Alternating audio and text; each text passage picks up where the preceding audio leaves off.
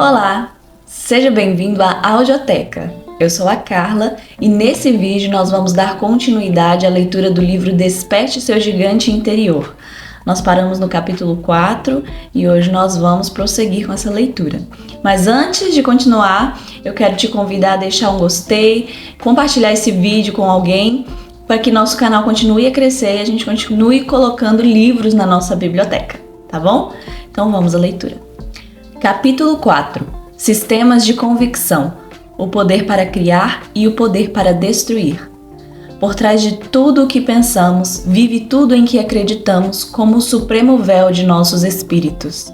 Antônio Machado.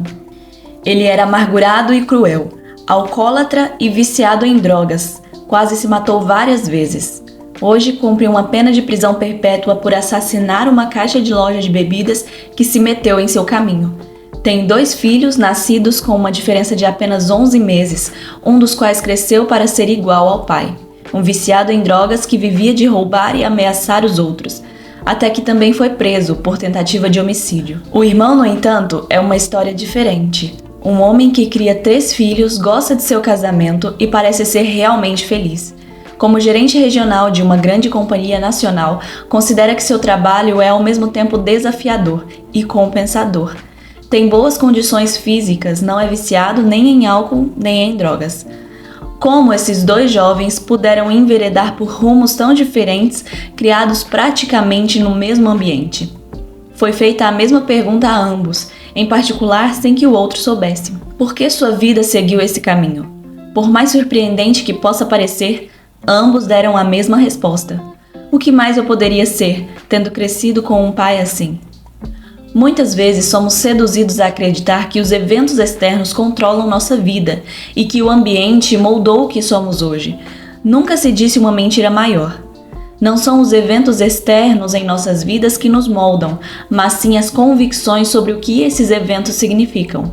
2 homens são baleados no Vietnã e aprisionados na infame prisão de Hoa Lo. Ficam isolados, acorrentados a blocos de cimento. São espancados a todo instante com correntes enferrujadas e torturados para fornecerem informações. Mas embora sofram os mesmos maus tratos, formam convicções radicalmente diferentes sobre a experiência.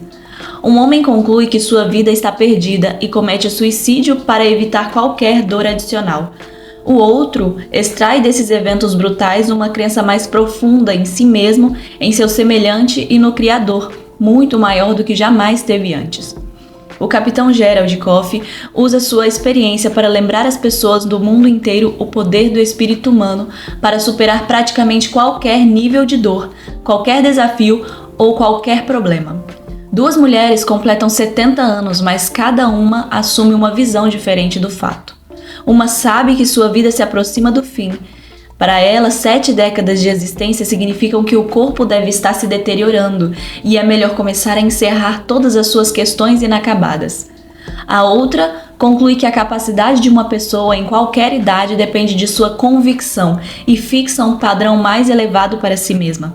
Decide que escalar montanhas pode ser um bom esporte para se começar aos 70 anos. Durante os 25 anos, ela se devota a essa nova aventura, escalando alguns dos picos mais altos do mundo, até que na casa dos 90 anos, Hulda Crooks tornou-se a mulher mais velha a escalar o Monte Fuji. Como se pode constatar, nunca é o ambiente. Nunca são os eventos de nossa vida, mas sim o significado que atribuímos aos eventos, como nós os interpretamos. O que molda quem somos hoje e o que nos tornaremos amanhã. São as convicções que fazem a diferença entre uma vida inteira de alegre contribuição e uma existência de sofrimento e desolação. São as convicções que separam um Mozart de um Manson. São as convicções que levam alguns indivíduos a se tornarem heróis, enquanto outros levam vidas de silencioso desespero. Para que nossas convicções são projetadas? Constituem a força orientada para nos dizer o que levará à dor e o que levará ao prazer. Sempre que algo acontece em sua vida, seu cérebro formula 2 indagações. Isso vai significar dor ou prazer? O que devo fazer agora para evitar a dor e ou obter o prazer? As respostas a essas 2 perguntas baseiam-se em nossas convicções, e as convicções são impulsionadas pelas generalizações a respeito do que aprendemos que pode levar à dor e ao prazer. Essas generalizações guiam todas as nossas ações e, com isso, o rumo e qualidade de nossa vida. As generalizações podem ser muito úteis, são apenas a identificação de padrões similares. Por exemplo, o que lhe permite abrir uma porta? Você olha para uma maçaneta, nunca viu aquela específica antes, mas de um modo geral tem certeza de que a porta se abrirá se virar a maçaneta para a direita ou esquerda, se puxar ou empurrar. Por que acredita nisso? Porque sua experiência com portas lhe proporcionou referências suficientes para criar um senso de certeza que lhe permite agir. Sem esse senso de certeza, seríamos virtualmente incapazes de sair de casa, guiar um carro, usar um telefone ou fazer qualquer das dezenas de coisas que fazemos num dia. As generalizações simplificam a vida e nos permitem funcionar. Infelizmente, as generalizações em áreas mais complexas de nossa vida podem simplificar em excesso e às vezes criar convicções restritivas. Talvez você não tenha conseguido êxito em alguns empreendimentos ao longo de sua vida e, com base nisso, desenvolveu a convicção de que é incompetente. A partir do momento em que acredita nisso, pode se tornar uma profecia que se realiza por si mesma. Pode dizer a si mesmo: por que tentar se não terei êxito? Ou talvez tenha tomado algumas decisões insatisfatórias na vida profissional ou nos relacionamentos e interpretou que isso significa que vai sempre sabotar a si mesmo. Ou talvez, na escola, não aprendia tão depressa quanto pensava que as outras crianças aprendiam, e em vez de considerar a ideia de que tinha uma estratégia de aprendizado diferente, pode ter concluído que tinha uma incapacidade de aprender. Em outro nível, o preconceito racial não é abastecido por uma generalização indiscriminada a respeito de todo um grupo de pessoas. O desafio de todas essas generalizações é o fato de se tornarem limitações sobre decisões futuras a respeito de quem você é e do que é capaz de fazer. Precisamos lembrar de que a maioria das convicções é de generalizações sobre nosso passado, baseadas em interpretações de experiências agradáveis e dolorosas. O desafio é triplo. 1. A maioria das pessoas não decide conscientemente em que vai acreditar. 2. Muitas vezes as convicções baseiam-se em interpretações errôneas de experiências passadas. E 3. Depois que assumimos uma convicção, esquecemos que é apenas uma interpretação. Passamos a tratar nossas convicções como se fossem realidades, como se fossem o Evangelho. Na verdade, raramente, se é que alguma vez questionamos nossas convicções antigas. Se você alguma vez já especulou por que as pessoas fazem o que fazem de forma reiterada, deve lembrar-se que os seres humanos não são criaturas que agem ao acaso. Todas as nossas ações são resultado de convicções. O que quer que façamos é por nossas convicções conscientes ou inconscientes de que levará ao prazer ou nos afastará da dor. Se quer criar mudanças a longo prazo e coerentes em seu comportamento, você deve mudar as convicções que o reprimem. As convicções têm o poder de criar e o poder de destruir. Os seres humanos possuem a espantosa capacidade de absorver qualquer experiência em suas vidas e de criar um significado que lhes tira o poder ou que pode literalmente salvar suas vidas. Algumas pessoas absorveram a dor de seu passado e decidiram: por causa disso, ajudarei os outros, porque foi estuprada, vou me empenhar para que isso nunca mais aconteça com ninguém. Ou então, porque perdi meu filho ou minha filha, farei a diferença no mundo. Não se trata de algo em que queriam acreditar, mas sim porque a adoção desse tipo de convicção era uma necessidade para que pudessem juntar os fragmentos de suas vidas e seguirem adiante, levando vidas proveitosas. Todos possuímos a capacidade de criar significados que nos fortalecem, mas muitos nunca exploram isso, nem ao menos reconhecem. Se não adotamos a fé de que há uma razão para as estratégias inexplicáveis da vida, então começamos a destruir nossa capacidade de viver de fato. A necessidade de ser capaz de criar um significado das experiências mais dolorosas de nossa vida foi observada pelo psiquiatra Viktor Frankl quando ele e outras vítimas do Holocausto sobreviveram aos horrores de Auschwitz e outros campos de concentração. Frankl disse que as poucas pessoas especiais que conseguiram sobreviver àquele inferno na Terra partilhavam uma coisa em comum. Foram capazes de suportar e transformar a experiência encontrando um significado fortalecedor para a sua dor. desenvolveram a convicção de que, por terem sofrido e sobrevivido, poderiam contar a história e cuidar para que nenhum outro ser humano jamais tivesse de sofrer assim de novo. As convicções não se limitam ao impacto sobre nossas emoções ou ações. Podem literalmente mudar nossos corpos em questão de momentos. Tive o prazer de entrevistar o professor de Yale e autor de best-sellers, Dr. Benny Siegel, e conversamos sobre o poder da convicção. Benny partilhou comigo um pouco da pesquisa que realizara com pessoas que sofriam de distúrbios de personalidade múltipla. Por mais incrível que possa parecer, a potência das convicções dessas pessoas de que se tornavam alguém diferente resultava numa ordem incontestada ao sistema nervoso para efetuar mudanças mensuráveis na bioquímica. O resultado? Seus corpos literalmente se transformavam diante dos olhos dos pesquisadores e passavam a refletir uma nova identidade de um momento para o outro. Há estudos que documentam essas ocorrências extraordinárias, como a mudança da cor dos olhos dos pacientes à medida que suas personalidades mudam, ou marcas físicas desaparecendo e reaparecendo. Até doenças como diabetes ou pressão alta podem surgir e sumir, dependendo da convicção da pessoa sobre a personalidade que manifesta.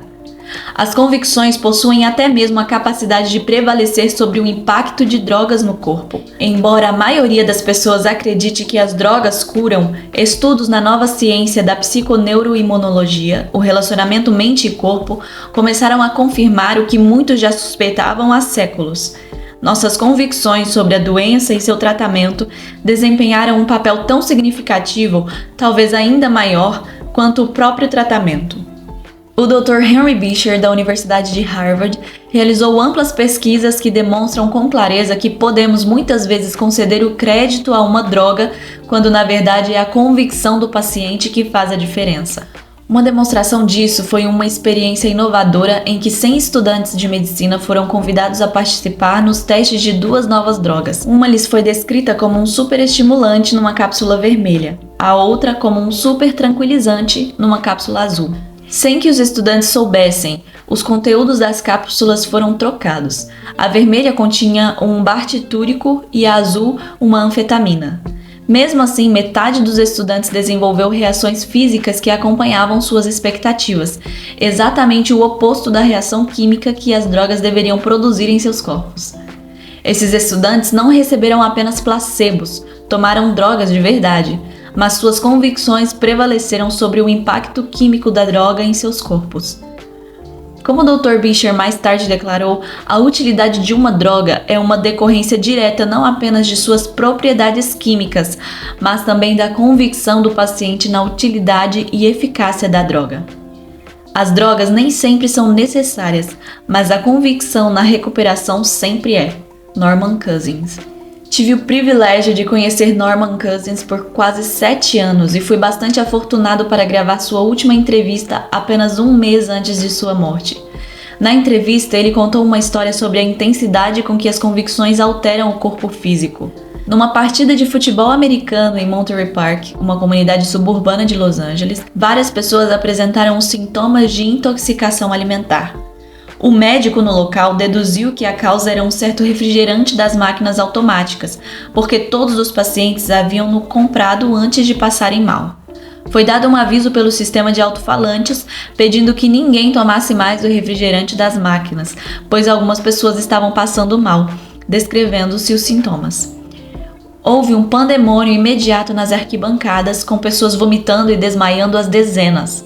Até algumas pessoas que nem haviam chegado perto das máquinas de refrigerantes começaram a passar mal. As ambulâncias dos hospitais locais tiveram o maior trabalho naquele dia, transportando multidões de torcedores doentes. Quando se descobriu que as máquinas de refrigerantes não tinham qualquer culpa, as pessoas se recuperaram no mesmo instante, milagrosamente. Precisamos compreender que nossas convicções possuem a capacidade de nos deixar doentes ou de nos tornar saudáveis de um momento para outro.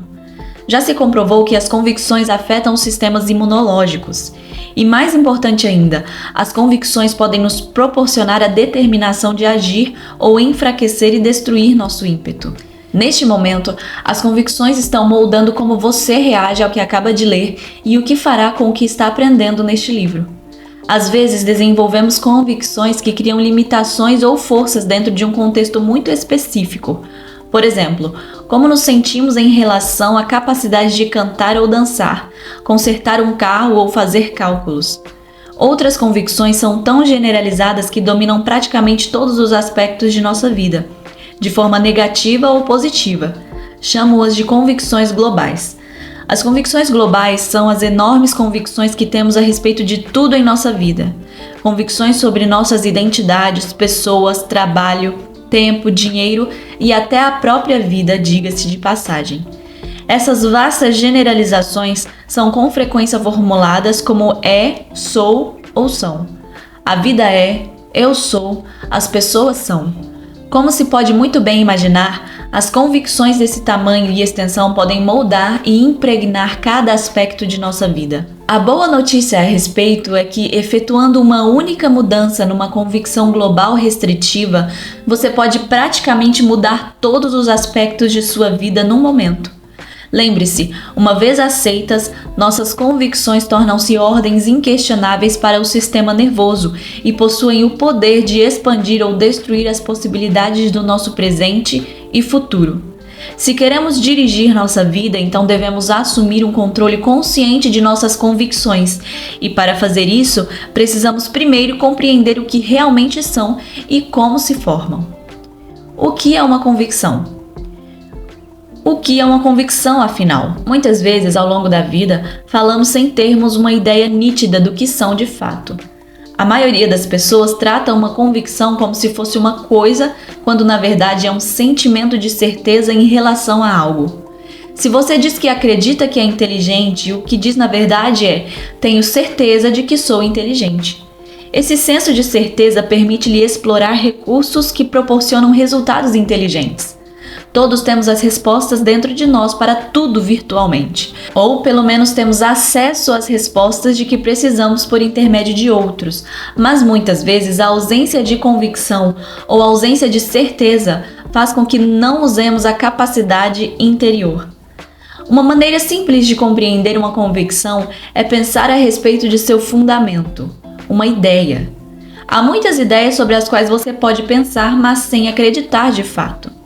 Vamos tomar, por exemplo, a ideia de que você é sensual. Pare por um segundo e diga a si mesmo: eu sou sensual. Se há apenas uma ideia ou uma convicção, vai depender do grau de certeza que você sente em relação ao que diz. Se pensa não sou realmente sensual, o que está dizendo no fundo é não tenho muita certeza se sou sensual. Como transformamos uma ideia em uma convicção? Permitam-me oferecer uma metáfora simples para descrever o processo. Se puder pensar numa ideia como um tampo de mesa sem pernas, terá uma representação adequada do motivo pelo qual uma ideia não parece tão certa quanto uma convicção. Sem pernas, o tampo da mesa nem mesmo ficará de pé sozinho. A convicção, por outro lado, tem pernas. Se você acredita mesmo, eu sou sensual, como sabe que é sensual? Não é verdade que tem algumas referências para apoiar a ideia? Algumas experiências na vida para sustentá-la?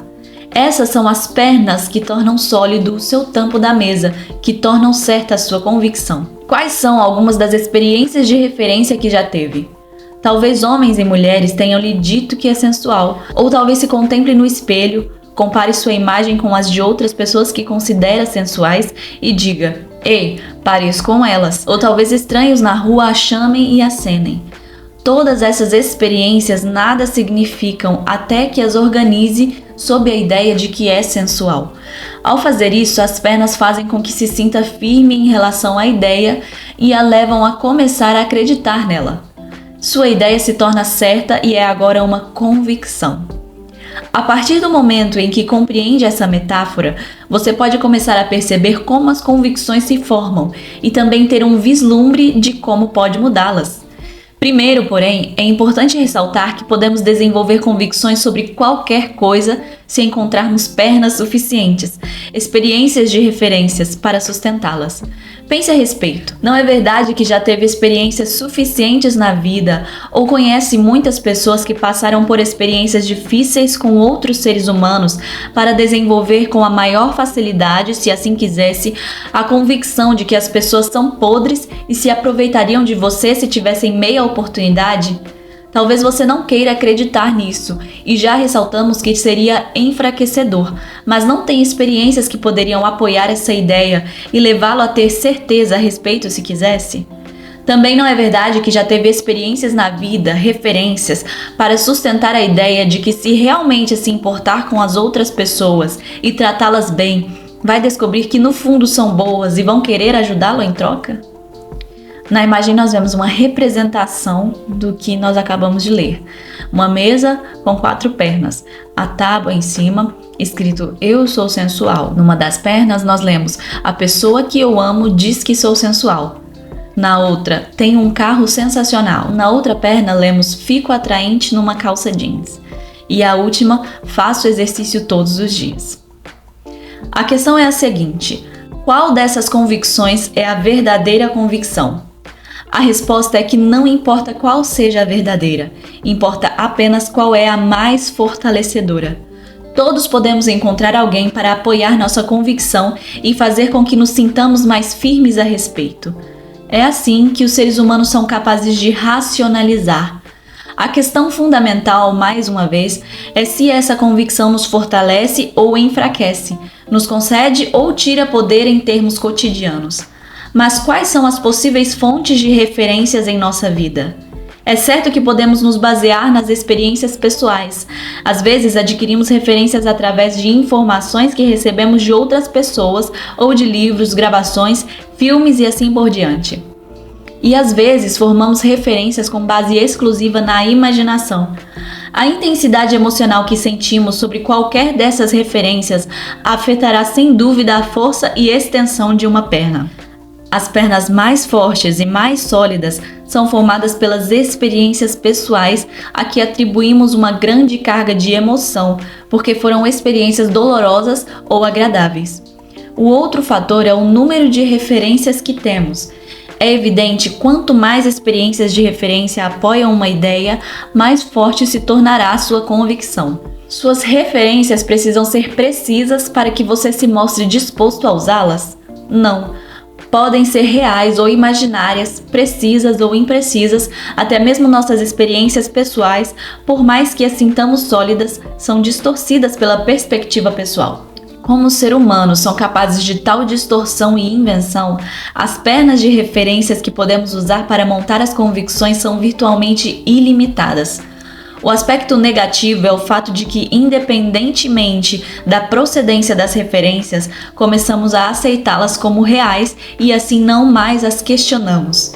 Isso pode acarretar consequências negativas das mais poderosas, dependendo das convicções que adotamos. Da mesma forma, possuímos a capacidade de usar referências imaginárias para nos impelir na direção de nossos sonhos.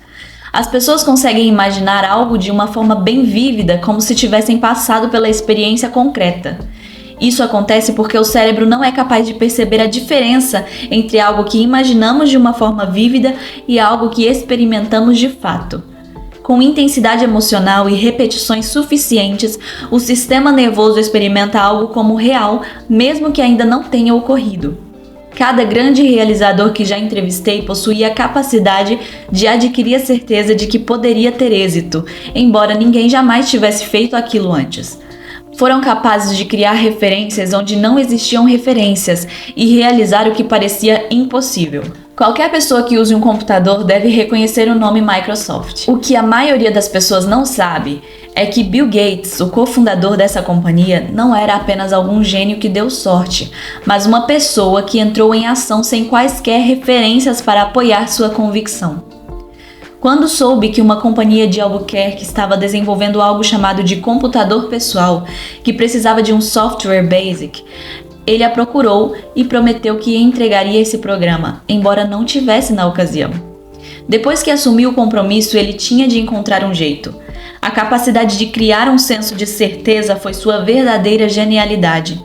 Muitas pessoas eram tão inteligentes quanto Bill Gates, mas ele usou a certeza para explorar seus recursos e, em poucas semanas, junto a um sócio, projetou uma linguagem que tornava uma realidade o computador pessoal.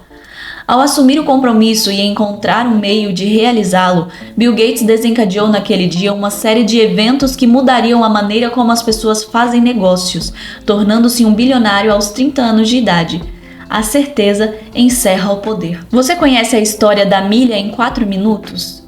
Durante milhares de anos, as pessoas mantiveram a convicção de que era impossível para um ser humano correr a milha em metros de 4 minutos.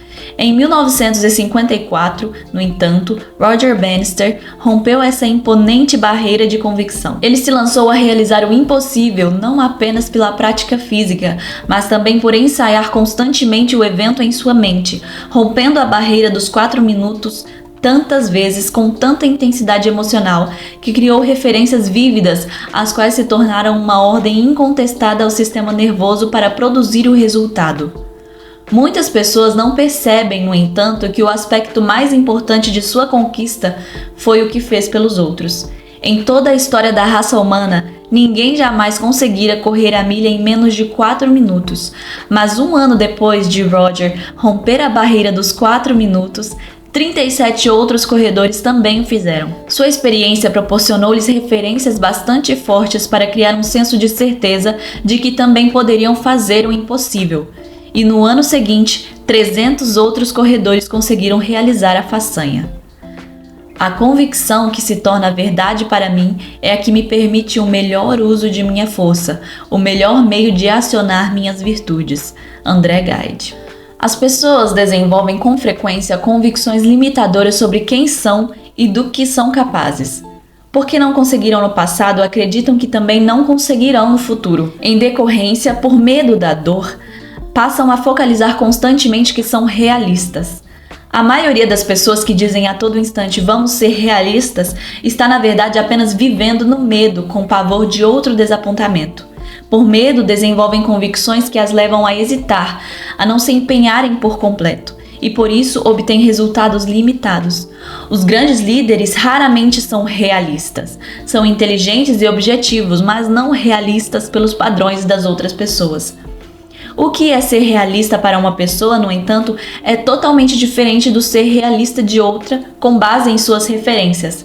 Gandhi acreditava que poderia conquistar a autonomia para a Índia sem uma oposição violenta à Grã-Bretanha, algo que nunca fora feito antes. Não estava sendo realista, mas sem dúvida demonstrou ser acurado. Da mesma forma, não era realista para um homem acreditar que poderia proporcionar felicidade ao mundo pela construção de um parque de fantasias no meio de um laranjal, a cobrar as pessoas não apenas pelos passeios nos brinquedos, mas também pela mera entrada. Na ocasião, não existia no mundo um parque assim. Contudo, Walt Disney tinha um senso de certeza como poucas outras pessoas que já passaram por este mundo, e seu otimismo transformou as circunstâncias. Se vai cometer um erro na vida, então erre por superestimar sua capacidade, desde que isso não ponha sua vida em risco, é claro. Diga-se de passagem que isso é algo difícil de fazer, já que a capacidade humana é muito maior do que a maioria das pessoas jamais sonhou. Muitos estudos já focalizaram a diferença entre as pessoas deprimidas e as extremamente otimistas. Depois de tentar aprender uma nova habilidade, os pessimistas sempre se mostram mais acurados sobre a maneira como fizeram, enquanto os otimistas encaram seu comportamento como mais eficaz do que na realidade. Só que essa avaliação irrealista do próprio desempenho é o segredo do sucesso futuro.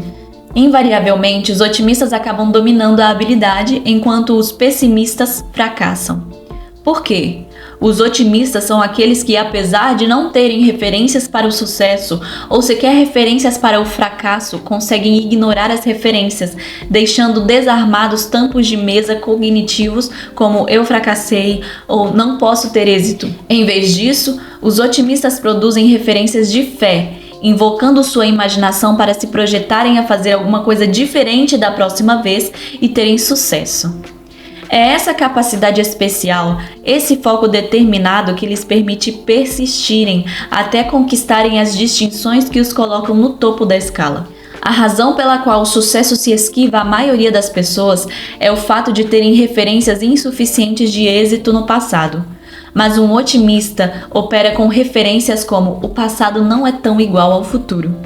Todos os grandes líderes, todas as pessoas que alcançaram o sucesso em qualquer área da vida, conhecem o poder de insistir de forma incessante na busca de sua visão, mesmo que não sejam disponíveis todos os detalhes necessários à realização. Se você desenvolve o senso de certeza absoluta que as convicções poderosas proporcionam, então pode realizar praticamente qualquer coisa, inclusive aquelas que as outras pessoas têm certeza que são impossíveis. Só na imaginação dos homens é que cada verdade encontra uma existência efetiva e inegável. A imaginação, não a invenção, é a suprema mestra da arte, tanto quanto na vida. Joseph Conrad. Um dos maiores desafios na vida de qualquer pessoa é saber como interpretar os fracassos. A maneira como lidamos com as derrotas na vida e o que determinamos como causa moldarão nossa vida.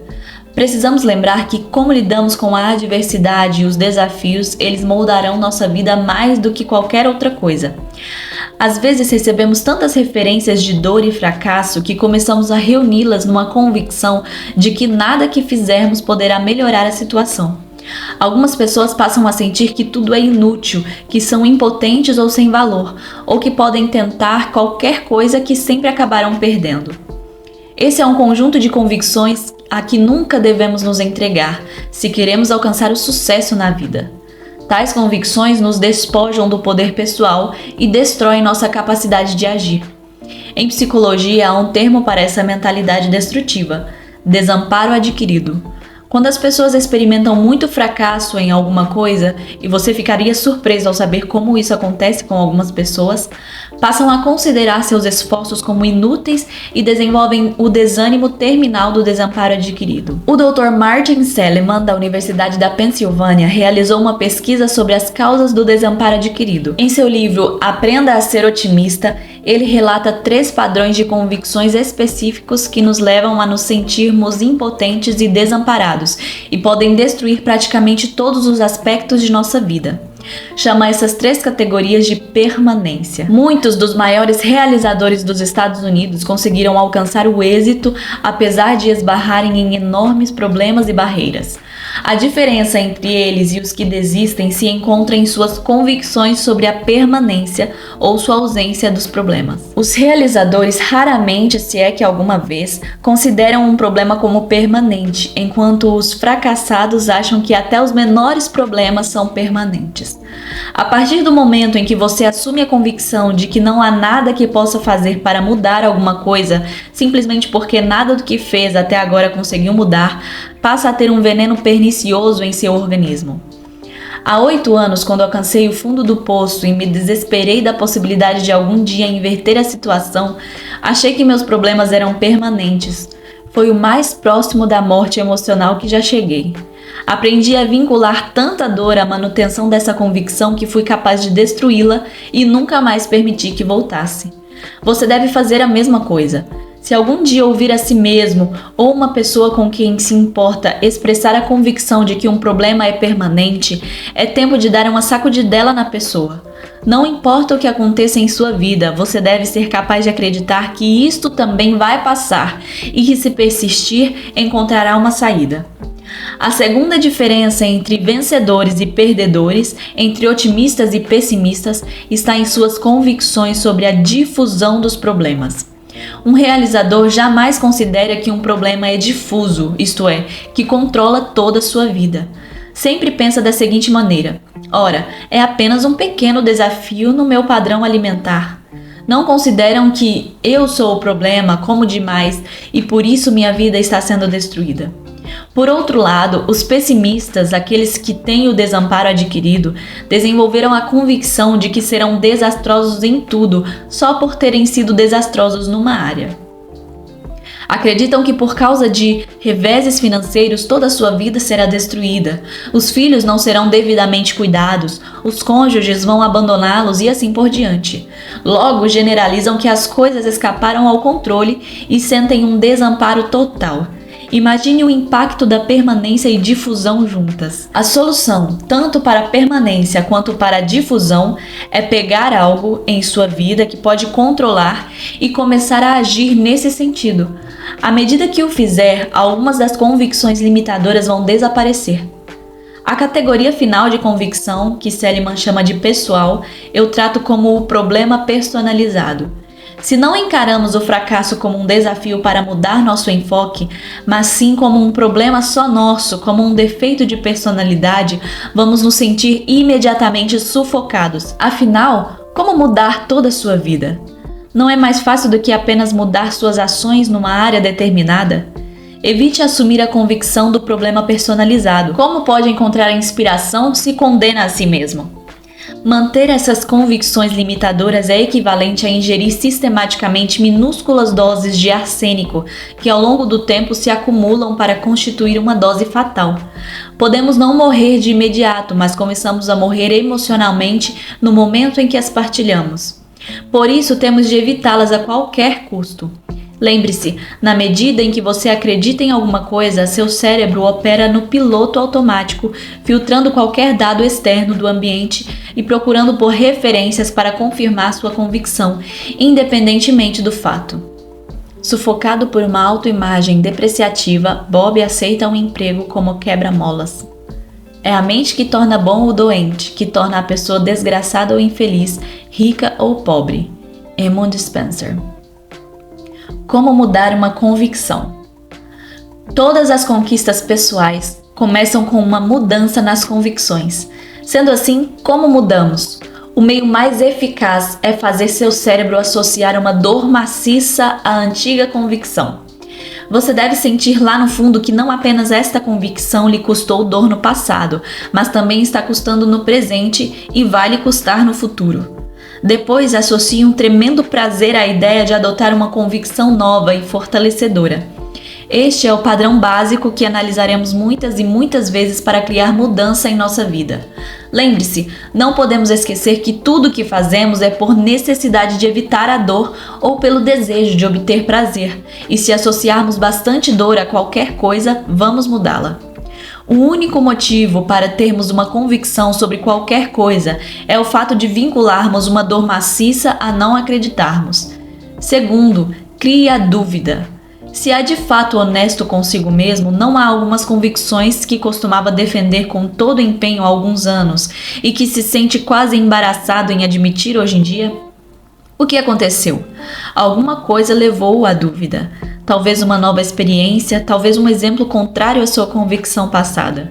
Talvez tenha conhecido alguns russos e descobriu que eram pessoas como você, não parte de um império do mal. Acho que muitos americanos sentem hoje uma compaixão genuína pelos cidadãos soviéticos, porque os veem como pessoas lutando para cuidarem de suas famílias.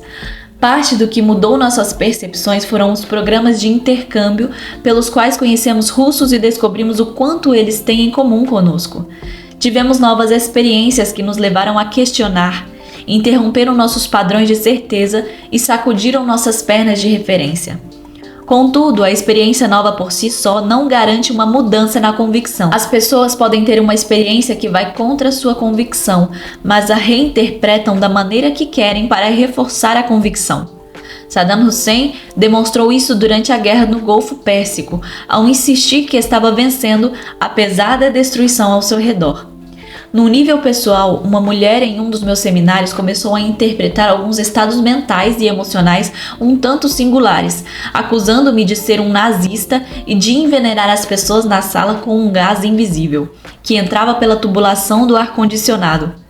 Quando tentei acalmá-la, falando mais devagar, um método para fazer uma pessoa relaxar, ela declarou: "Estão vendo? Sua voz já começa a engrolar." Não importava o que acontecesse, ela conseguiria usar para reforçar sua convicção de que estávamos todos sendo envenenados. Ao final, consegui romper seu padrão. Como se faz isso? Falaremos a respeito no próximo capítulo. As novas experiências só desencadeiam a mudança se nos levam a questionar nossas convicções. Lembre-se, sempre que acreditamos em alguma coisa, não mais a questionamos por qualquer forma. No momento em que começamos a questionar honestamente nossas convicções, não mais as sentimos como certezas absolutas. Começamos a sacudir as pernas de referência de nossa mesa cognitiva e, em decorrência, passamos a perder o sentimento de certeza absoluta.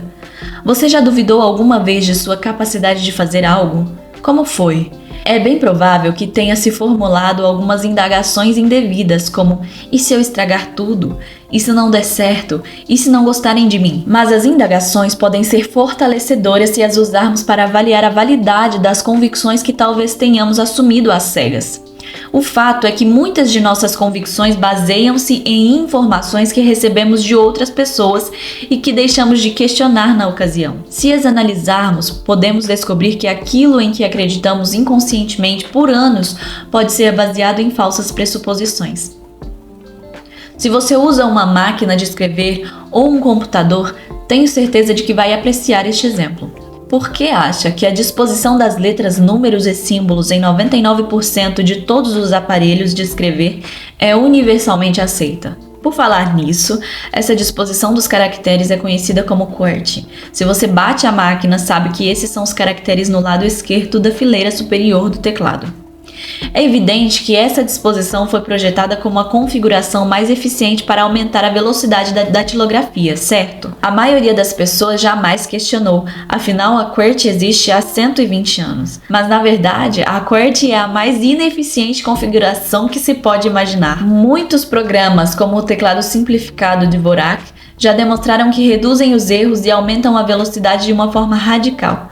O fato é que a QWERTY foi deliberadamente projetada para diminuir a velocidade da datilografia, numa época em que os componentes da máquina de escrever eram tão lentos que emperravam se o operador batia muito depressa. Por que persistimos no teclado QWERTY durante 120 anos? Em 1882, quando quase todos batiam a máquina pelo método de catamilho, uma mulher que desenvolvera um método de datilografia com 8 dedos foi desafiada a uma competição por outro professor.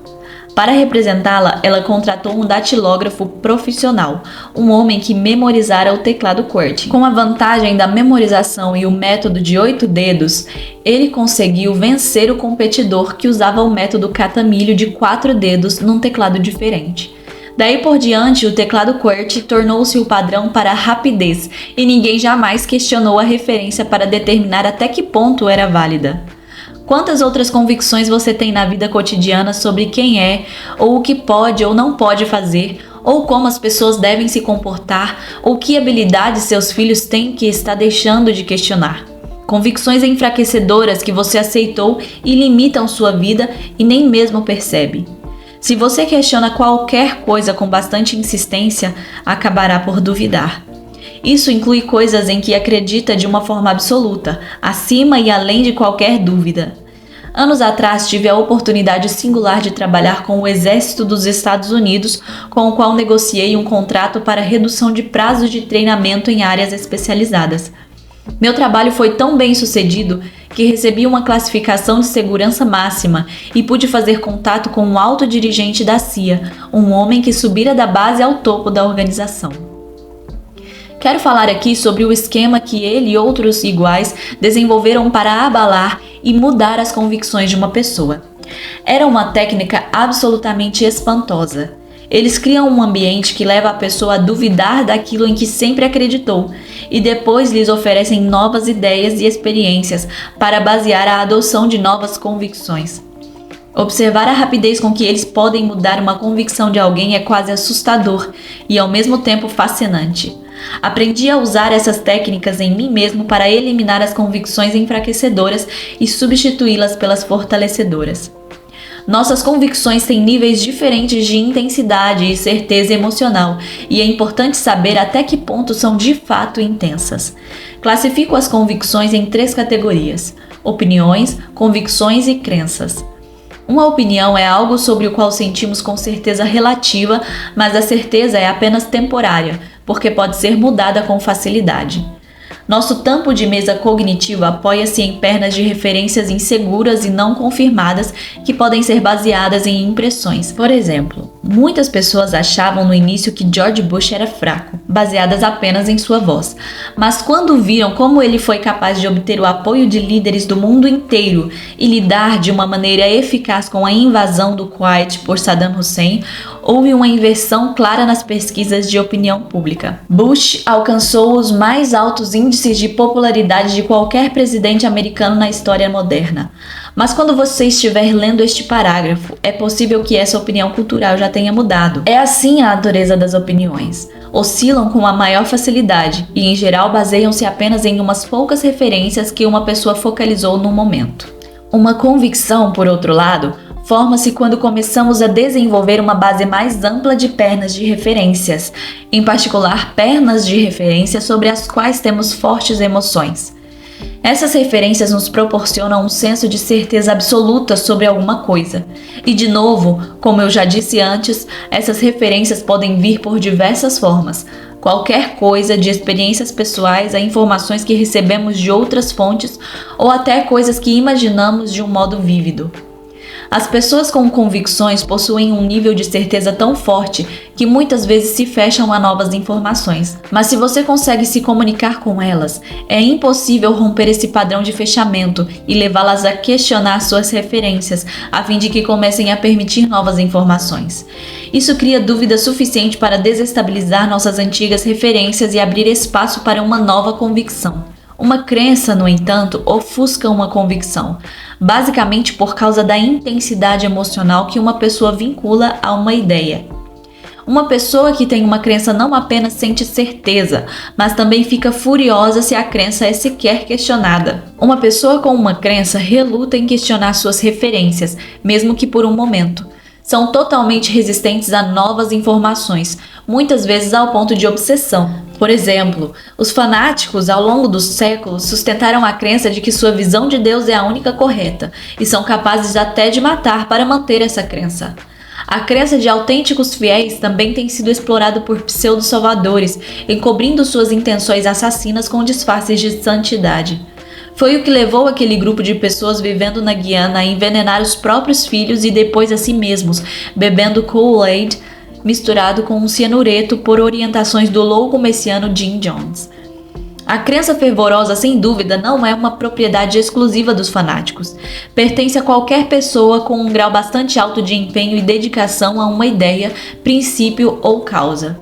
Por exemplo, alguém que discorde com veemência da prática de testes nucleares subterrâneos tem uma convicção, mas alguém que toma uma ação, mesmo uma ação que outros não aceitem nem aprovem, como uma manifestação de protesto no local, tem uma crença.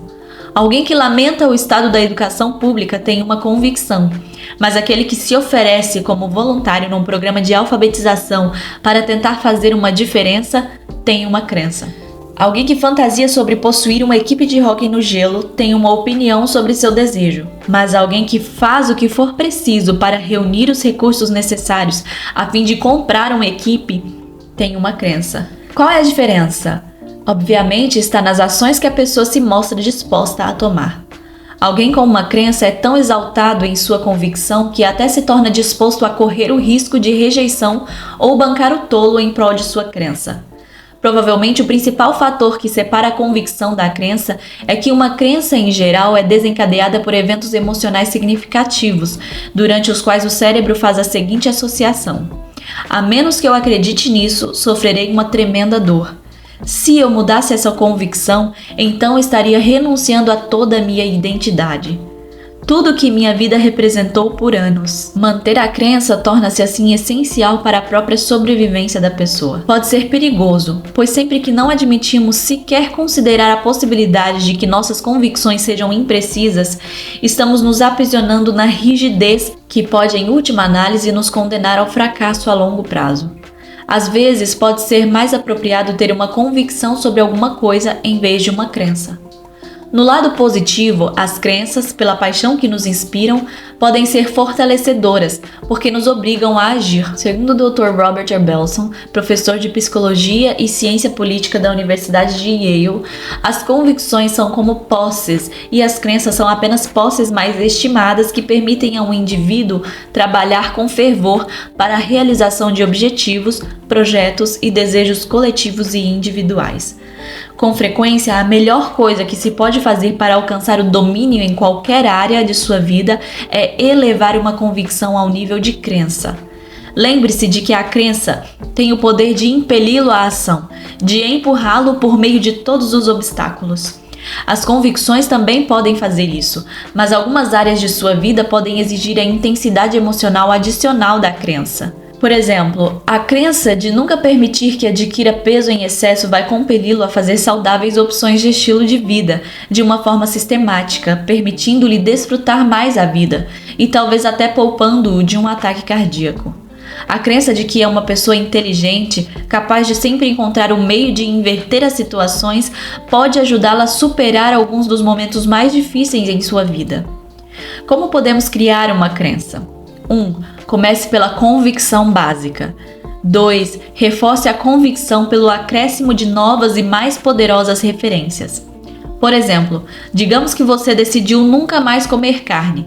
Para fortalecer sua determinação, converse com pessoas que optaram por um estilo de vida vegetariano. Que motivos as impeliram a mudar sua dieta e quais foram as consequências na saúde e em outras áreas de suas vidas?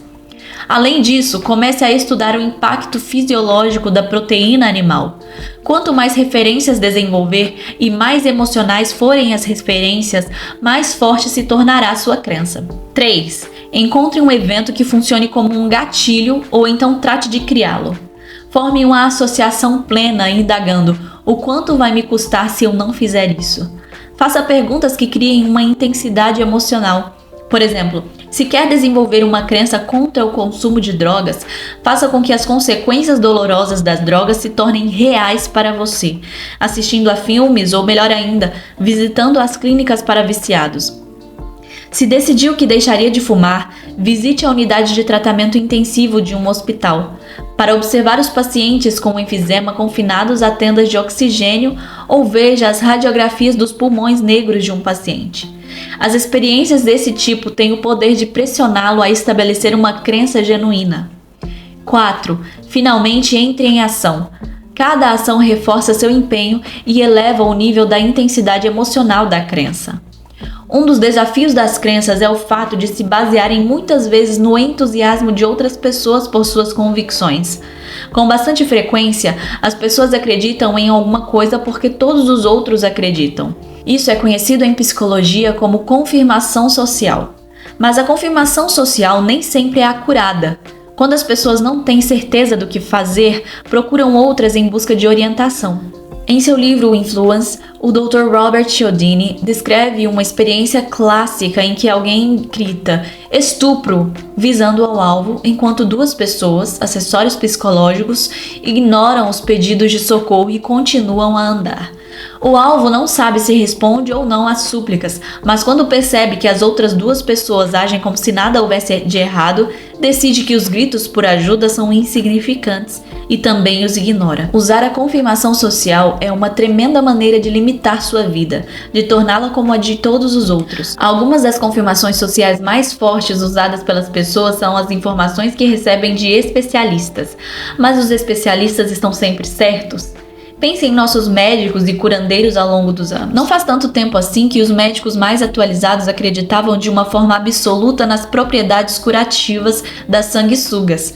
E até em nossa geração, os médicos deram a mulheres grávidas um medicamento para um enjoo matutino chamado Bendectin, que acabava causando defeitos congênitos. Claro que esses médicos receitaram o medicamento porque a indústria farmacêutica, os especialistas no assunto, lhes garantiu que era o melhor disponível. Qual é a lição? Não é sensato acreditar cegamente nos especialistas. E também não aceite cegamente tudo o que eu digo. Analise as coisas no contexto de sua própria vida. Faz sentido para você? Há ocasiões em que não se pode nem mesmo confiar nas evidências dos sentidos, como ilustra a história do Copérnico. Nos tempos desse astrônomo polonês, todos sabiam que o Sol girava em torno da Terra. Por quê? Porque qualquer um podia sair de casa, apontar para o céu e dizer: "Está vendo? O Sol se deslocou pelo céu. É evidente que a Terra é o centro do universo."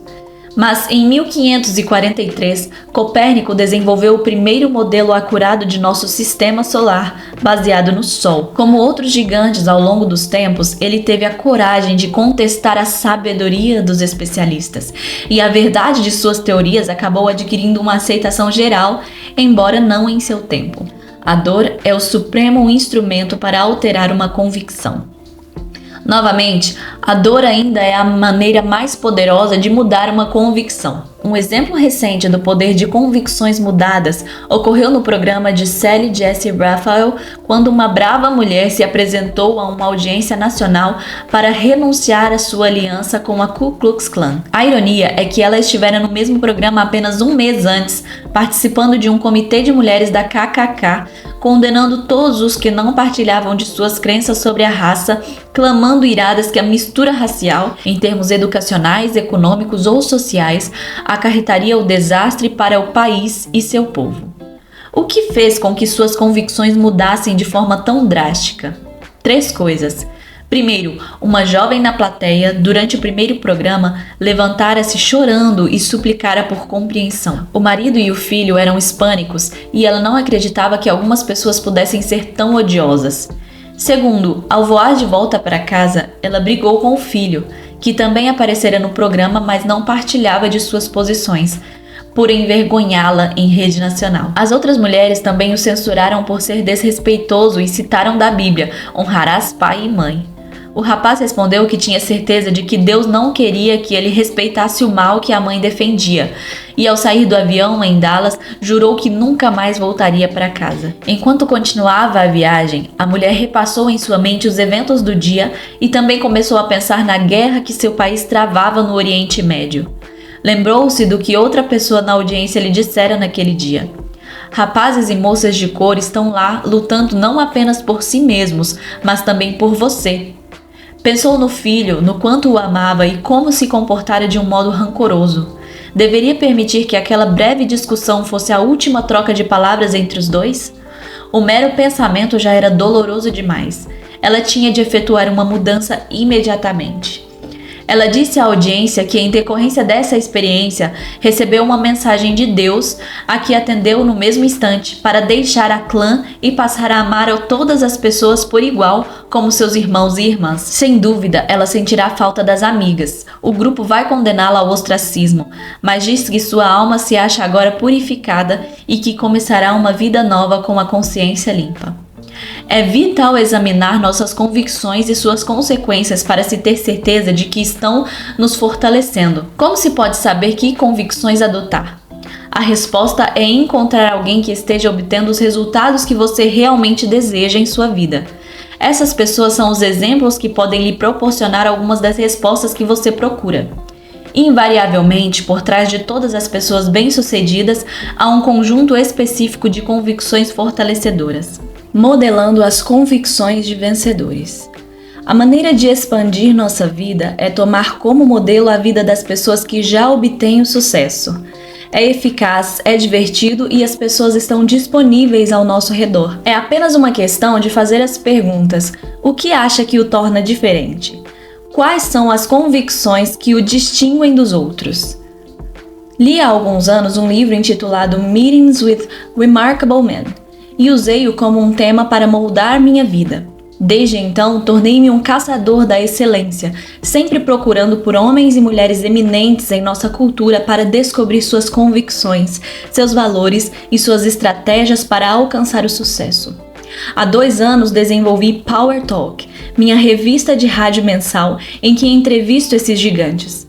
Na verdade, muitas das distinções fundamentais que partilho com você neste livro foram feitas em decorrência de entrevistas com algumas dessas pessoas que são as melhores em suas áreas específicas de atividade. Assumindo o compromisso de partilhar essas entrevistas, meus pensamentos mais recentes e um sumário de um livro best-seller a cada mês, desenvolvi um plano coerente não apenas para fortalecer outras pessoas, mas também para obter uma constante melhoria pessoal. Terei o maior prazer em ajudá-lo a se modelar pelas pessoas bem-sucedidas por intermédio do meu programa. Mas lembre-se de uma coisa, você não está limitado a mim. Os exemplos de que precisa o cercam todos os dias. Somos o que pensamos. Tudo o que somos surge com nossos pensamentos. Com nossos pensamentos fazemos o nosso mundo. Buda. Há quase 10 anos que venho conversando com as pessoas em meus seminários de Living Health sobre a correlação direta entre a elevada porcentagem de proteína animal na dieta americana típica e a alta incidência dos 2 fatores que mais matam nos Estados Unidos, doenças cardíacas e câncer. Ao fazer isso, contesto um dos sistemas de convicção que moldou da forma mais significativa nosso destino físico durante os últimos 35 anos, o plano dos 4 grupos alimentares básicos, que recomenda porções generosas e diárias de carne de boi, galinha ou peixe. Hoje, no entanto, os cientistas já determinaram acima e além de qualquer dúvida que existe uma relação direta entre comer proteína animal e correr o risco de desenvolver doenças cardíacas e câncer. Os 3.000 membros do Comitê de Médicos para a Medicina Responsável até já pediram ao Departamento de Agricultura americano para eliminar a carne de boi, peixe, aves, ovos e produtos de leite da dieta diária recomendada. O próprio governo está cogitando a mudança dos 4 grupos alimentares básicos para 6, relegando a carne de boi, galinha e peixe para uma proporção mínima no total. Essa imensa mudança em convicções causou indignação em muitos setores. Creio que isso segue um padrão que podemos encontrar ao longo da história e de nossa cultura, e que é o seguinte: como o filósofo alemão Arthur Schopenhauer declarou, toda verdade passa por 3 estágios. Primeiro, é ridicularizada. Segundo, enfrenta uma violenta oposição. Finalmente, é aceita como evidente. Essas ideias já foram ridicularizadas, agora enfrentam uma violenta oposição. Acabarão sendo aceitas, mas só depois de muitas outras pessoas caírem doentes ou até morrerem por causa de suas convicções limitadoras sobre a importância de quantidades excessivas de proteína animal em seus corpos. Também temos nos negócios um conjunto de falsas convicções que nos conduzem por uma estrada de frustração econômica e até mesmo de desastre em potencial. Nossa economia enfrenta desafios em quase todos os setores. Por quê? Encontrei uma pista num artigo que li na revista Forbes de março de 1991. O artigo descreve 2 carros, o Laser, da Chrysler Plymouth, e o Eclipse, da Mitsubishi, e ressalta que a Chrysler conseguiu apenas uma média de 13 vendas por revendedor para seu carro, enquanto a média da Mitsubishi foi superior a 100. Você pode dizer, qual é a novidade? Os japoneses estão dando uma surra nas companhias americanas em venda de carros. Mas o fato singular sobre esses 2 carros é que são exatamente iguais. Foram construídos em sociedade pelas 2 companhias. A única diferença entre o Laser e o Eclipse está no nome e na companhia que o vende. Como é possível? Talvez você já tenha adivinhado a resposta. As pesquisas que investigaram a causa da discrepância nas vendas indicam que as pessoas querem comprar carros japoneses porque acreditam que possuem uma qualidade superior. O problema neste caso é que se trata de uma falsa convicção. O carro da companhia americana possui a mesma qualidade porque é o mesmo carro. Por que os consumidores acreditariam nisso? Obviamente porque os japoneses criaram uma reputação de qualidade fornecendo-nos numerosas referências para apoiá-la, até o ponto em que não mais questionamos sua validade. Pode surpreendê-lo que o empenho japonês pelo aumento da qualidade seja na verdade o resultado de uma exportação americana na pessoa do Dr. Edwards Deming. Em 1950, esse renomado técnico em controle de qualidade foi levado ao Japão pelo general MacArthur, que se sentia frustrado com a base industrial japonesa arrasada pela guerra, onde não podia sequer ter certeza de que uma ligação telefônica seria completada. A pedido da Associação Japonesa de Cientistas e Engenheiros, Deming começou a treinar japoneses em seus princípios de controle de qualidade total. Ao ouvir isso, você pensa no mesmo instante que se trata da monitoração da qualidade de um produto físico? Nada poderia estar mais longe da verdade. Deming ensinou aos japoneses 14 princípios e uma convicção básica que constituem a fundação de praticamente todas as decisões tomadas até hoje em cada bem-sucedida empresa multinacional japonesa. A convicção básica é a seguinte: um empenho constante e incessante de aumentar sistematicamente a qualidade de seus produtos em todos os aspectos das operações, em todos os dias, lhes proporcionaria o poder de dominar os mercados do mundo. Deming ensinou que a qualidade não era apenas uma questão de atender a um determinado padrão, mas sim um processo vivo e dinâmico de melhoria constante. Se os japoneses vivessem pelos princípios que lhes ensinou, ele garantiu que em 5 anos inundariam o mundo com produtos de qualidade e em 10 ou 20 anos se tornariam uma das potências econômicas dominantes. Muitos acharam que as ideias de Deming eram absurdas, mas os japoneses acataram sua palavra e hoje ele é reverenciado como o pai do milagre japonês.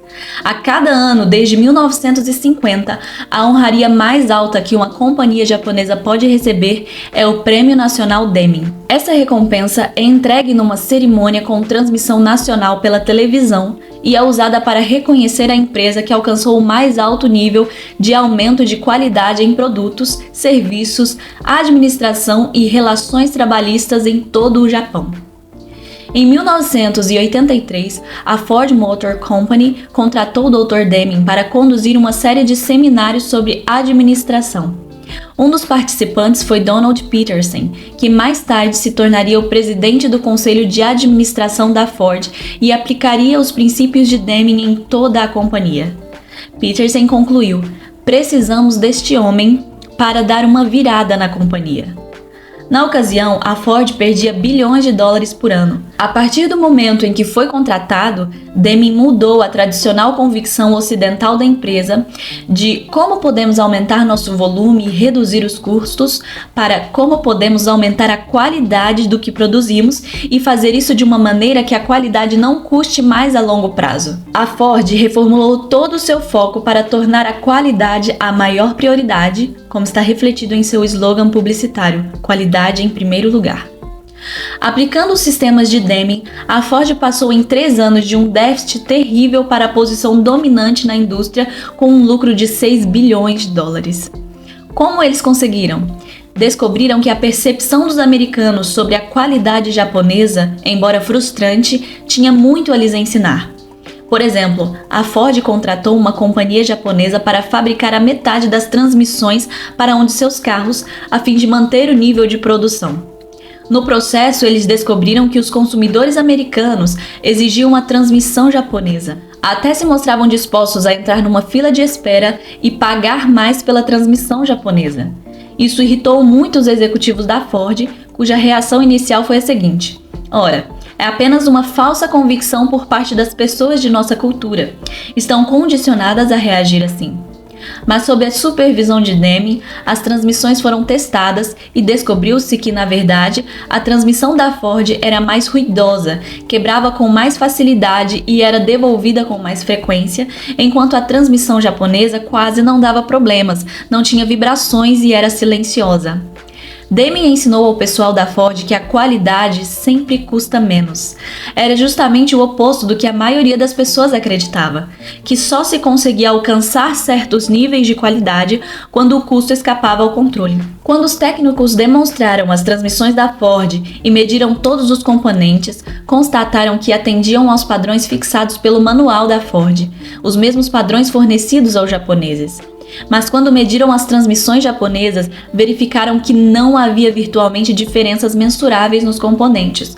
Foi preciso levar as transmissões para um laboratório e medi-las ao microscópio para se detectar diferenças.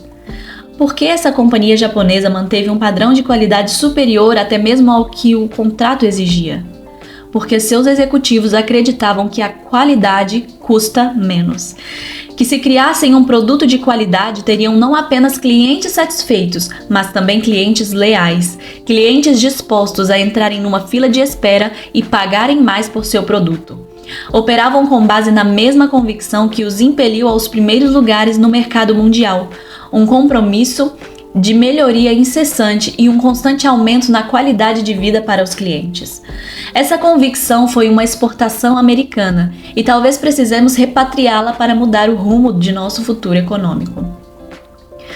Uma convicção maléfica que pode destruir nossa força econômica como uma nação é o que Deming chama de administração pelos números visíveis, a convicção empresarial convencional de que os lucros resultam da redução dos custos e aumento das receitas. Um exemplo notável ocorreu quando Lynn Townsend assumiu o comando da Chrysler durante um período de queda das vendas na indústria. Townsend tentou aumentar a receita, mas ainda mais importante, tratou de reduzir o custo.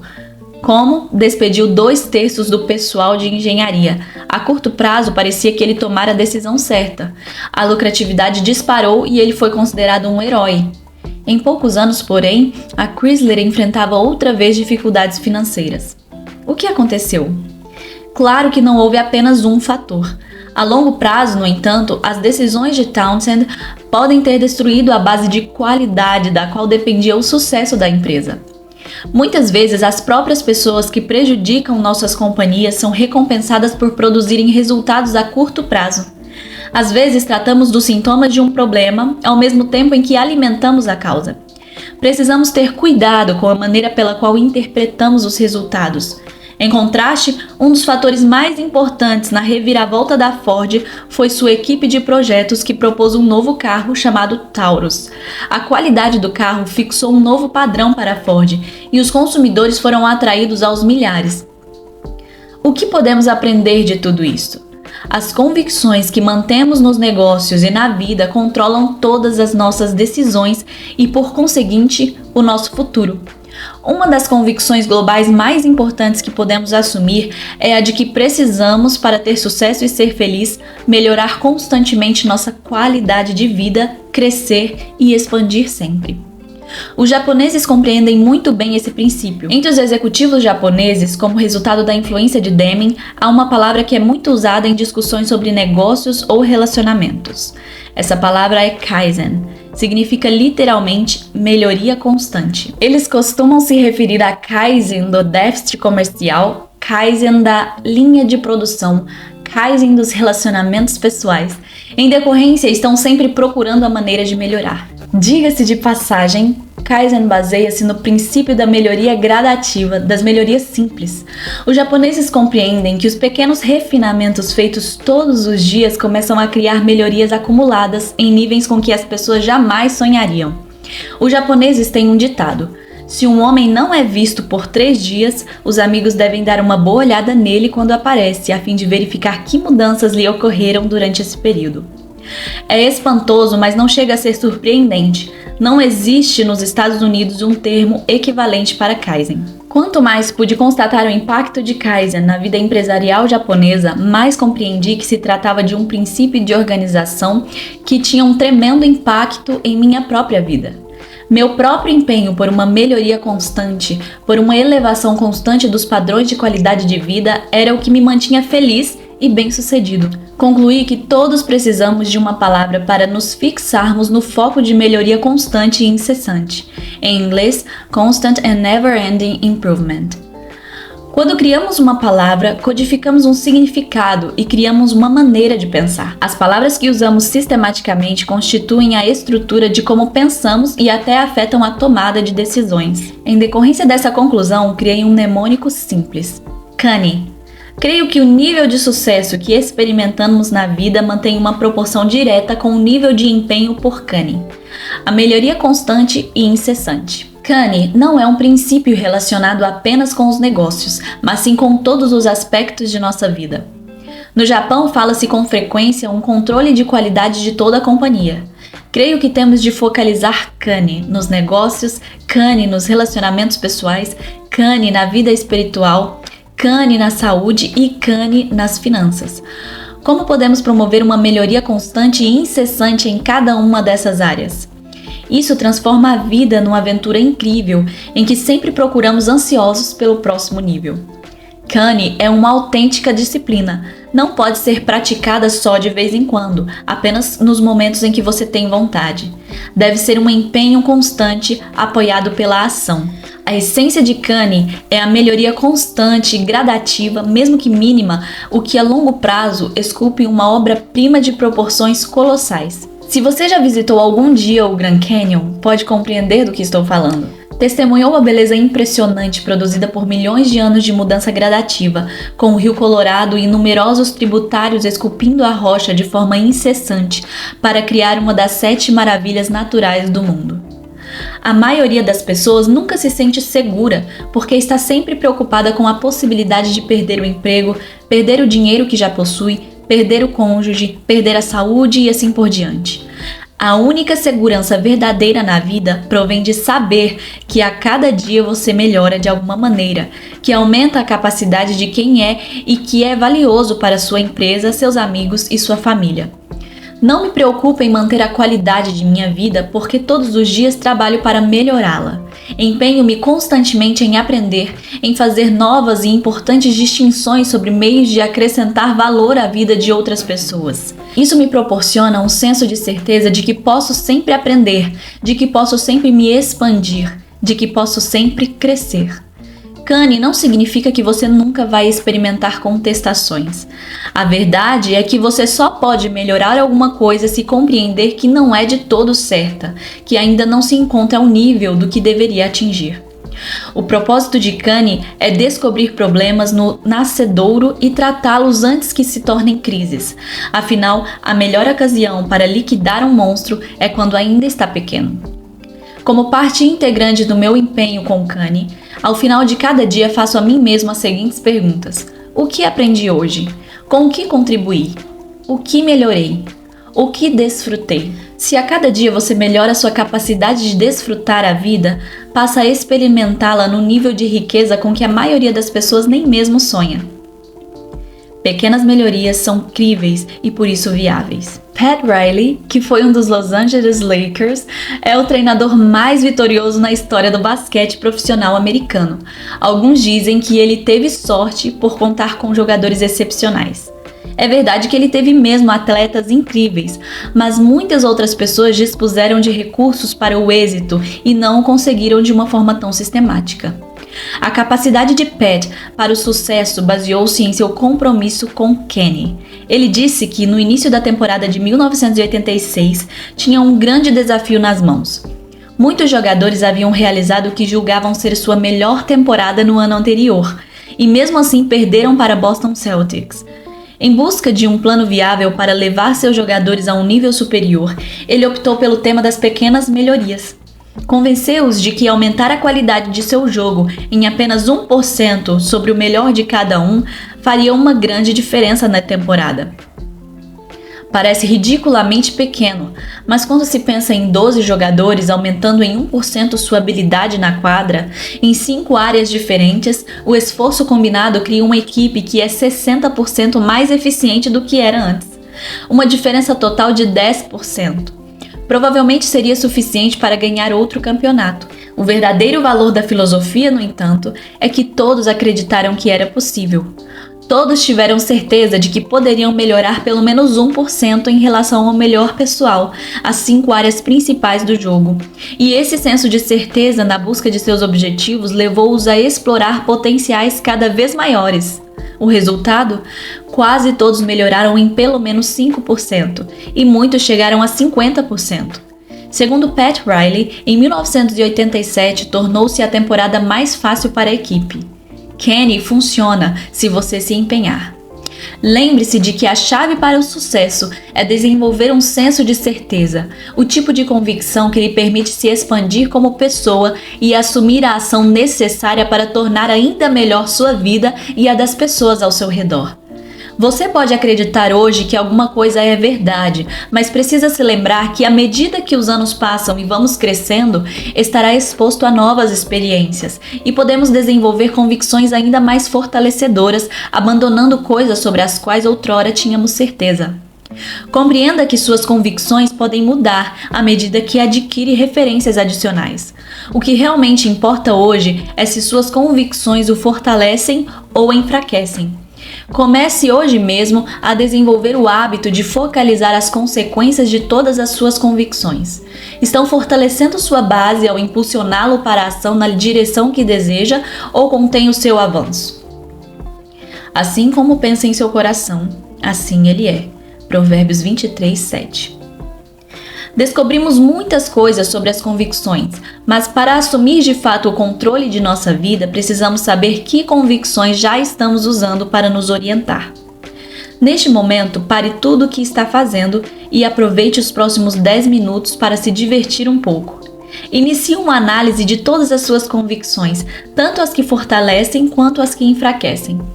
Pequenas convicções que não parecem ter qualquer importância e convicções globais que parecem fazer uma grande diferença. Não deixe de incluir convicções de si, como se eu tiver empenho total sistemático, então terei sucesso, ou se eu demonstrar uma paixão total por essa pessoa, então ela vai me abandonar. Convicções globais, como as convicções sobre as pessoas. As pessoas são basicamente boas, ou as pessoas são um pé no saco. Convicções sobre você mesmo, convicções sobre oportunidades, convicções sobre tempo, convicções sobre escassez e abundância. Anote tantas convicções quanto puder lembrar durante os próximos 10 minutos. Por favor, conceda a si mesmo a dádiva de fazer isso agora. Depois que o fizer, eu lhe mostrarei como pode reforçar suas convicções fortalecedoras e eliminar as enfraquecedoras. Faça isso agora. Dispensou tempo suficiente para se certificar de que escreveu as duas listas, tanto as convicções fortalecedoras quanto as enfraquecedoras? Se não, volte e faça-o agora. O que aprendeu com isso? Tire um momento agora para analisar suas convicções. Faça a escolha e circule as 3 convicções mais fortalecedoras em sua lista. Como o fortalecem? Como fortalecem sua vida? Pense nos efeitos positivos que exercem sobre você. Anos atrás fiz uma lista assim e constatei que era muito valiosa porque descobri que tinha uma convicção que era pouco aproveitada. Era a convicção: sempre há um meio de inverter uma situação se me empenho de verdade. Pensei ao ler a minha lista: é uma convicção que precisa ser reforçada e convertida numa crença. Fico contente por ter feito isso, pois apenas um ano depois, essa convicção foi como uma boia salva-vidas, permitindo-me atravessar um dos períodos mais difíceis numa ocasião em que tudo ao meu redor parecia afundar. Não apenas me reanimou, mas também me ajudou a lidar com um dos mais terríveis desafios pessoais e profissionais que já enfrentei até hoje. Essa convicção, esse senso de certeza, possibilitou-me encontrar meios de mudar a situação. Quando todos ao meu redor diziam que era impossível, não apenas consegui, mas também transformei os maiores desafios nas maiores oportunidades. E você pode fazer a mesma coisa. Analise sua lista e reforce sua intensidade emocional e o senso de certeza de que essas convicções são verdadeiras e reais, e assim podem orientar seus comportamentos futuros. Nas próximas páginas, o autor deixa um espaço para você listar suas convicções fortalecedoras e suas convicções enfraquecedoras. Agora vamos verificar suas convicções limitadoras. Ao analisá-las, pode determinar algumas das consequências que essas convicções acarretam. Circule as 2 convicções mais enfraquecedoras. Decida agora de uma vez por todas que você não está mais disposto a pagar o preço que essas convicções cobram de sua vida. Lembre-se de que se começar a duvidar das convicções e questionar sua validade, pode eliminar as pernas de referências para que não causem mais qualquer impacto em você. Tire essas pernas de certeza debaixo de suas convicções enfraquecedoras, fazendo para si mesmo algumas das seguintes perguntas. 1. Até que ponto essa convicção é ridícula ou absurda? 2. A pessoa com a qual aprendi esta convicção podia ser tomada como modelo nesta área? 3. Em última análise, o quanto vai me custar em termos emocionais se eu não me livrar dessa convicção? 4. O quanto vai me custar em relação a relacionamentos se eu não me livrar dessa convicção? 5. O quanto vai me custar em termos físicos se eu não me livrar dessa convicção? 6. O quanto vai me custar em termos financeiros se eu não me livrar dessa convicção? 7. O quanto vai me custar em relação à família e pessoas amadas se eu não me livrar dessa convicção? Se você dispensou tempo suficiente para responder essas perguntas com toda sinceridade, pode descobrir que as convicções enfraqueceram de forma significativa sob a análise das indagações.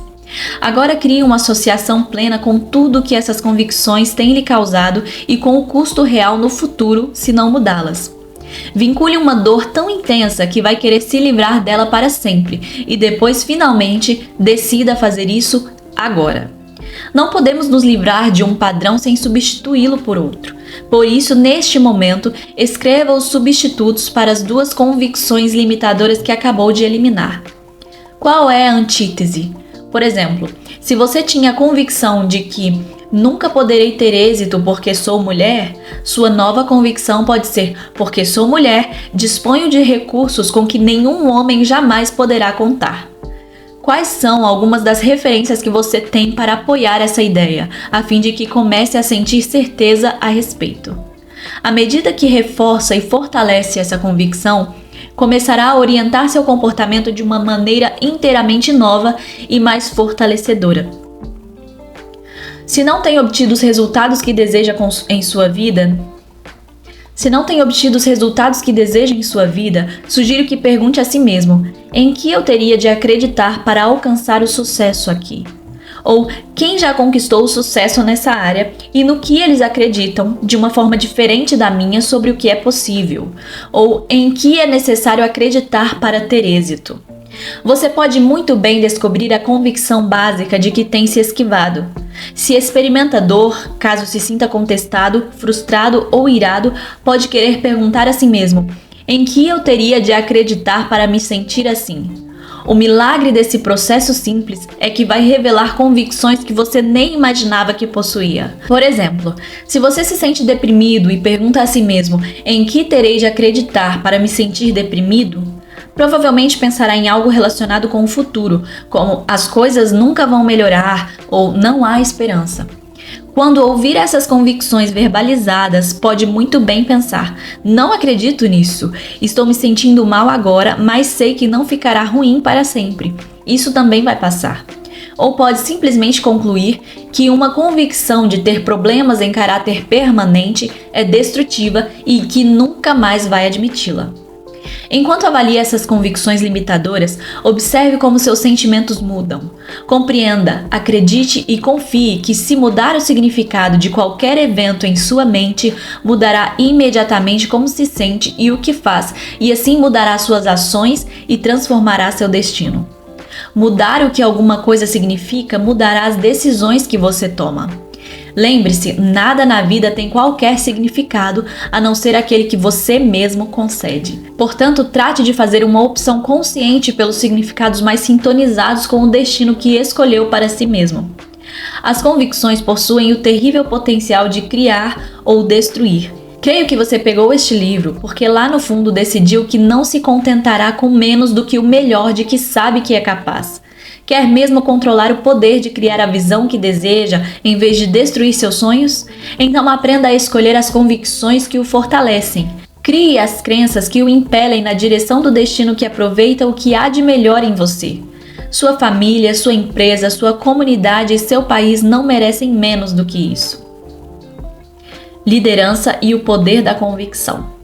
Líderes são aqueles indivíduos que vivem por convicções fortalecedoras e ensinam os outros a explorar todo o seu potencial, mudando as convicções que os limitavam. Uma grande líder que me impressiona é uma professora chamada Marva Collins. Talvez você tenha assistido ao programa 60 Minutes ou ao filme que fizeram sobre ela. Há 30 anos, Marva utilizou seu poder pessoal e decidiu afetar o futuro, fazendo diferença nas vidas de muitas crianças. Seu desafio? Quando obteve seu primeiro emprego de professora num lugar que muitos consideravam como um gueto de Chicago, seus alunos do segundo grau já haviam decidido que não queriam aprender coisa alguma.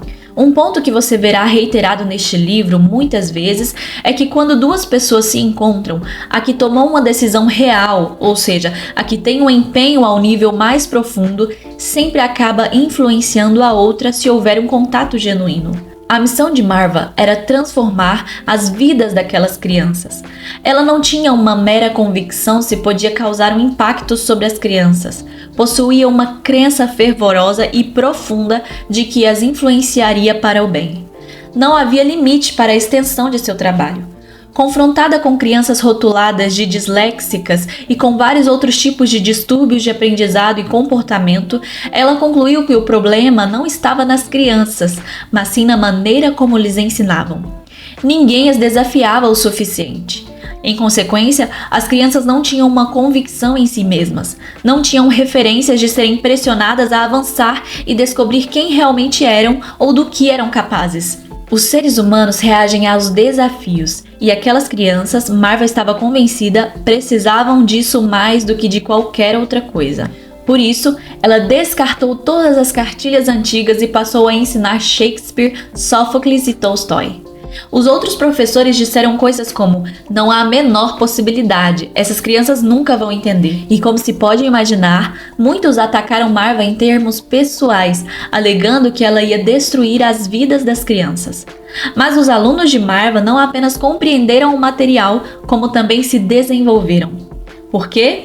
Porque ela acreditava com o maior fervor na singularidade do espírito de cada criança e em sua capacidade de aprender qualquer coisa. Comunicava-se com tanta sintonia e amor que as levou a acreditarem em si mesmas, algumas pela primeira vez em suas jovens vidas. Os resultados que ela obteve por décadas de uma forma sistemática foram extraordinários. Conheci Marva e a entrevistei na escola preparatória Westside, a escola particular que ela fundou, fora do sistema escolar de Chicago.